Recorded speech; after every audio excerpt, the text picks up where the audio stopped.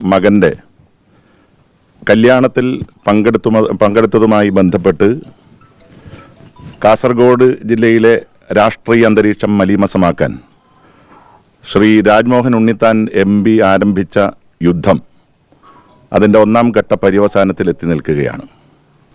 ഇന്ന് ഈ ജില്ലയിൽ നിന്നുള്ള 4 പേരെ പാർട്ടിയുടെ പ്രാഥമിക അംഗത്വത്തിൽ നിന്ന് കെ സുധാകരൻ പുറത്താക്കി എന്ന വാർത്ത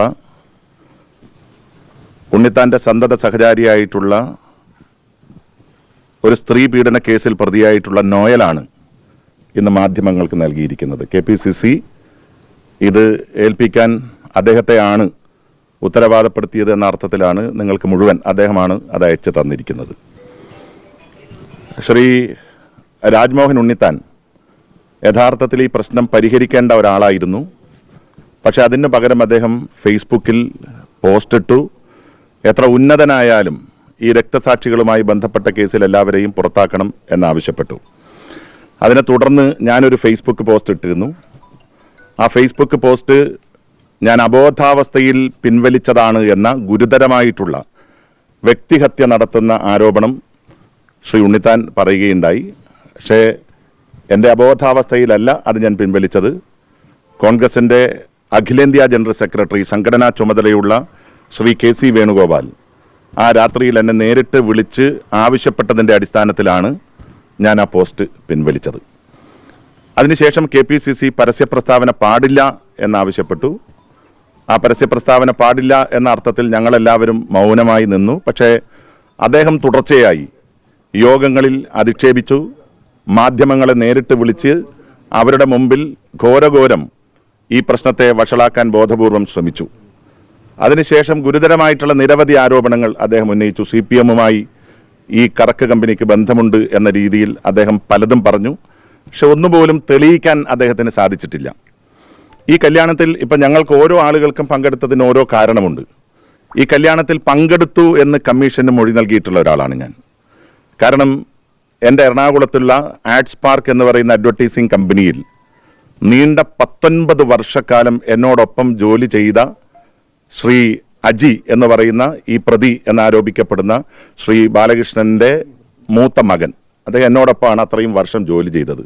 ഈ കേസുമായി ബന്ധപ്പെട്ട ദിവസങ്ങളിലാണ് അദ്ദേഹം എറണാകുളത്ത് നിന്ന് മാറി നാട്ടിലേക്ക് വന്നത്. അപ്പോൾ അവനാണ് എന്നെ കല്യാണം ക്ഷണിച്ചത്. അവൻ്റെ അനുജൻ ആനന്ദകൃഷ്ണൻ പെരിയ പ്രാഥമിക ആരോഗ്യ കേന്ദ്രത്തിലെ ഡോക്ടർ. ആ ഡോക്ടറും എൻ്റെ ഏറ്റവും പ്രിയപ്പെട്ട ഒരു സുഹൃത്താണ്. കഴിഞ്ഞ ഇലക്ഷനിൽ എനിക്ക് ഒരുപാട് സോഷ്യൽ മീഡിയ സപ്പോർട്ട് തന്നിട്ടുള്ള മിടുക്കന്മാരാണ്.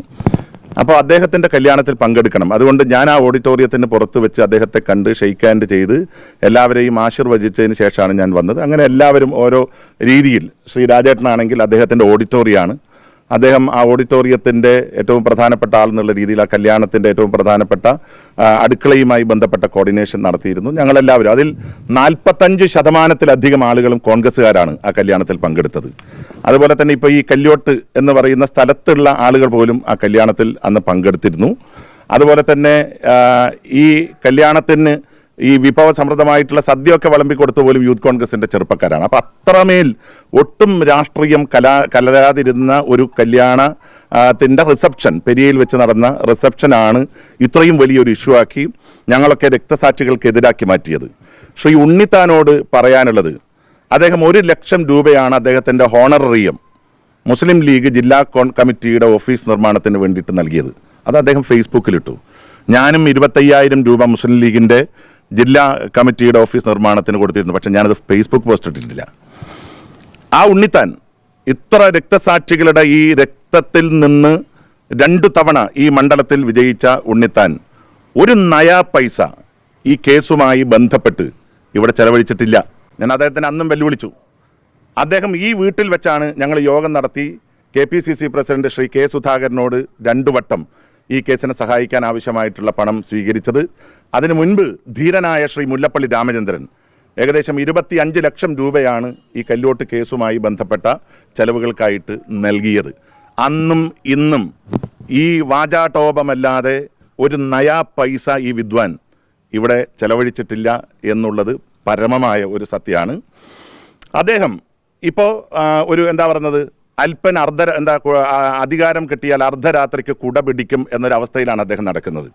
ഞങ്ങളൊക്കെ ഒരു പാർട്ടിയുടെ പ്രാഥമിക അംഗത്വത്തിൽ നിന്ന് പുറത്താക്കാൻ അദ്ദേഹം ഇവിടുത്തെ DCC പ്രസിഡന്റിനെ ഭയപ്പെടുത്തി കൂടെ നിർത്തി എത്രയോ ദിവസമായി തിരുവനന്തപുരത്ത് തമ്പടിച്ച് കാര്യങ്ങൾ നിയന്ത്രിച്ചുകൊണ്ടിരിക്കുകയാണ്.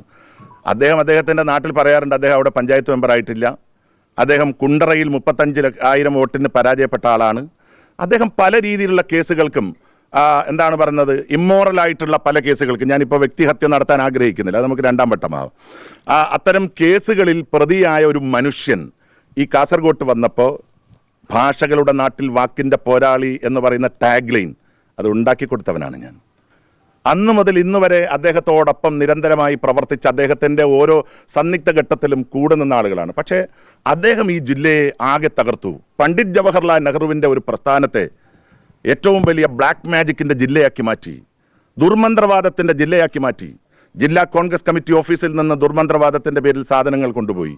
അദ്ദേഹത്തിൻ്റെ തെരഞ്ഞെടുപ്പ് കമ്മിറ്റി ഓഫീസിൽ നിന്ന് കൊണ്ടുപോയി. ഒരു ഘട്ടത്തിൽ അദ്ദേഹത്തിനോടൊപ്പം കൂടെ നിൽക്കണം എന്ന വാശിയിൽ എൻ്റെ ഈ വീട്ടിൽ വന്ന് അദ്ദേഹം അറബിക്കിൽ എഴുതിയ തകിടുകൾ ഒരാചാര്യനെ കൊണ്ടുവന്നെടുപ്പിച്ചു. ഞാൻ അന്നും ഇന്നും അതിൽ വിശ്വസിക്കുന്ന ഒരാളല്ലാത്തത് കൊണ്ട് ഞാനത് പുറത്തു പറഞ്ഞില്ല. എന്തിനാ?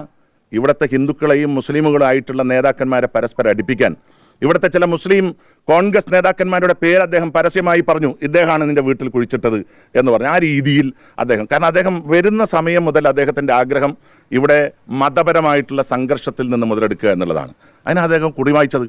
ഞാൻ നിങ്ങളോട് ഈ വാർത്താ സമ്മേളനത്തെ വെല്ലുവിളിക്കുന്നു.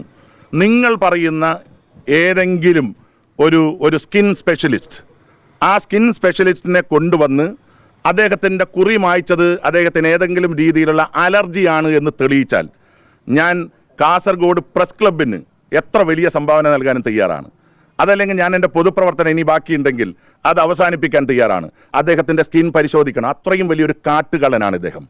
ഈ നാടിനെ ആകെ ഏറ്റവും വലിയ അപമതിപ്പുണ്ടാക്കി, ഇവിടുത്തെ മതസൗഹാർദ്ദത്തിൻ്റെ അന്തരീക്ഷത്തെ ഓരോ ഘട്ടത്തിലും ഇല്ലാതാക്കി, ഈ നാടിനകത്ത് നിന്ന് കറവ പശുവിനെ പോലെ സകലതും കറന്നെടുത്ത ഒരാളാണ് അദ്ദേഹം. അദ്ദേഹത്തിനെതിരെയുള്ള യുദ്ധം ഞങ്ങൾ ഇവിടെ നിന്ന് ആരംഭിക്കുകയാണ്. പക്ഷേ എൻ്റെ പാർട്ടിയെ ഒരംശം പോലും പോറലേൽപ്പിക്കാൻ ഞാൻ ഈ സന്ദർഭത്തിൽ ആഗ്രഹിക്കുന്നില്ല. രക്തസാക്ഷികളോടൊപ്പം അന്നു മുതൽ ഇന്ന് വരെ കൂടെ നിന്ന ആളുകളാണ് ഞങ്ങൾ. ആ രക്തസാക്ഷികൾ ആദ്യത്തെ ദിവസം രണ്ടുപേരെയും 2 സ്ഥലത്ത് അടക്കം ചെയ്യാൻ തീരുമാനിച്ചു. രണ്ടുപേരും 2 ജാതിയിൽപ്പെട്ട ആളുകളാണ്.